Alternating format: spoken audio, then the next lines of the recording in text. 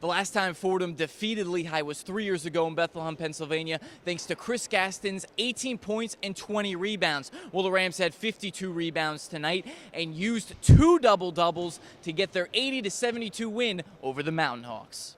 It wasn't the ugliest win I ever had, but it's in the top 10. But the ugliest win I ever had was still beautiful. You just find a way to win a basketball game, and I'm proud of the guys that they did that. I mean, you know, we shoot 39%, and we just grinded it. Let's start with the bad before the good. The defense was ugly in this contest. The Rams allowed easy layups at the basket and allowed the Mountainhawks to shoot 51% from the floor in the first half. But they made the adjustments at halftime, and Lehigh scored only 28 points in the second half. In the first half, what Coach was saying in the last 7 minutes when they were getting to the lane, I feel like we didn't have much communication on the drives and things like that, so that's how they was getting to the basket easier. But second half, when we came out in the zone, started talking a little bit more, getting some stops, making sure that everyone knew where they needed to be.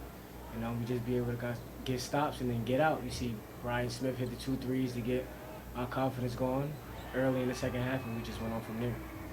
Now to the good. Mandell Thomas notched his first career double-double with 18 points and a team-leading 13 rebounds.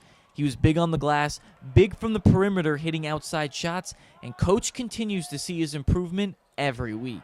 Much improved. I mean, I think the growth he had last February was very impressive. And then he had a great offseason and worked hard. You know, I just got to get him to play with great intensity for 40 minutes. You know, he's a very graceful athlete. Sometimes it doesn't look like he's playing hard, but he is. But he's got to realize, you know, he's good enough to finish plays. He's good enough to get fouled and still score the ball. He's good enough for us to put him on the best offensive player and lock him up. So it's all part of the growth process as a sophomore. Branden Frazier also had a double-double, his third of his career, with 24 points and 11 boards. The senior now has scored 58 points in his last 2 games and doesn't take credit for any of that success. It's just my teammates just getting me in the right spots to score. Also, being able to get stops and running out and getting on the break is what I love doing. I love getting out in transition and being able to score. So, I mean, I think that's just what helps the most of all. I'm just getting out on the break and just getting good shots for all of my teammates. It's a big part of it. To me, the play of the game was when Fordham was up by 5 with under 3 minutes to play, and Branden Frazier hit a fadeaway jump shot inside the 3-point line with the shot clock expiring.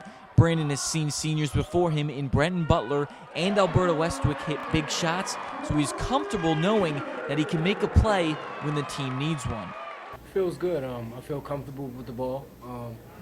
I know Coach wants me with the ball and wants me taking the shots, and I just feel confident in doing that. And I know my team does as well.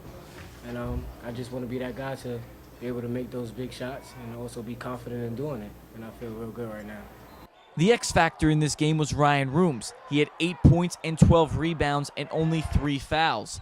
He was the only big man available in the second half and provided 30 big minutes for the Rams. Yeah, it was huge, and he stayed out of foul trouble. I was concerned, you know, we're like, man, we're going to really be playing small ball if Rooms he gets in foul trouble. But I thought he did a good job, you know, and he played within himself, with the exception of a couple of the tough shots he tried to make. I thought he did a very good job rebounding the basketball. He had a presence in there, and you know, Kempton's a heck of a player. He's a good little player, that young guy, and so is Chuka. So he did a good job. He competed. And freshman guard John Sevier had a rough shooting night. He was 5 for 23 and 0 for 10 from the 3-point line, but still finished with 15 points. Regardless of poor shooting nights from number 10, he will always have the green light. Keep shooting. Just keep shooting. You know, look, he's 0 for 10 from 3 tonight. There's going to be nights he's 9 for 10. We've seen it.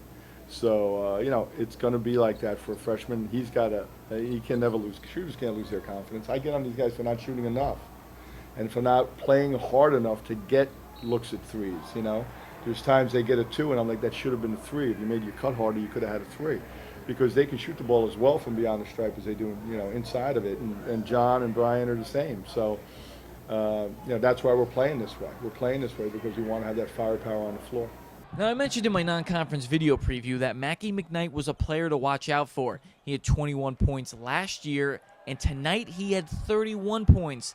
He was so crafty at attacking the rim and getting his shot off whenever he wanted to. If it weren't for him, Lehigh would not have been as close as they were to a win. And on the injury front, Travion Leonard left the game after getting an elbow to the face right here, and Ryan Canty wasn't on the bench in the second half after putting up good numbers of 8 points and 3 boards in the first half. Here's Coach on his players. You know, in a pinch here, Travion's at the hospital, finger in his eye. Ryan Canty got real sick at halftime. So we were as light as we could be on the baseline. He gave us great minutes, and then we were able to come back with Brian Smith, who really got it going in the beginning of the second half for us. Then all of a sudden he picks up that 4th foul, and that was a killer for us. But it was definitely a team effort. Fordham is now 2-1 through their first 3 games, and Coach Pecora said in the press conference that this team wouldn't even won the game 2 years ago, let alone be even competitive in it. You can see the change in the depth and the change in the program. Reporting from the Rose Hill Gym, Donnie Dwyer, thesportscycle.com.